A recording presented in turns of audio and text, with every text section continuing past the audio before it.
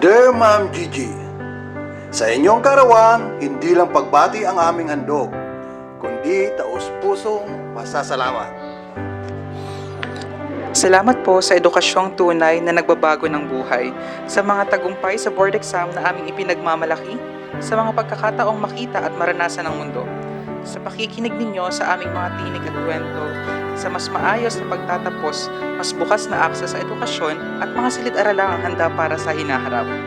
Dahil sa mahuhusay na guro at mapagkalingang kawani, hindi lang kaalaman ng aming natamo, kundi tiwala sa aming sarili. Sa ilalim ng iyong pamumuno, nakamit ng Sorso ang maraming tagumpay, dito man o sa labas ng bansa.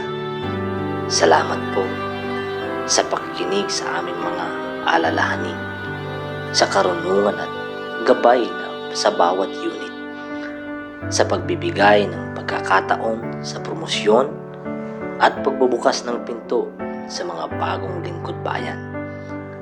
Ang iyong pamumuno ay matatag at ang malasakit ninyo ay ramdam sa aming gawain.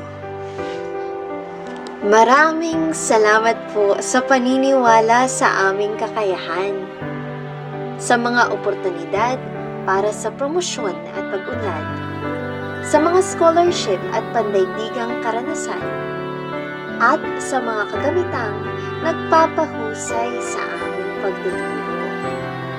Dahil kapag ang guro ay inaalagaan, mas nagiging makabuluhan ang pagkatuto.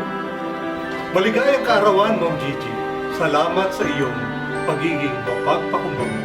Mahusay at magaling, responsable at may paninindigan, mapagkakatiwalaan at may malawak na pananaw, at matatag na pinuno na pamandasang may puso. Nang dahil sa Sorso, nagbago ang buhay naming lahat.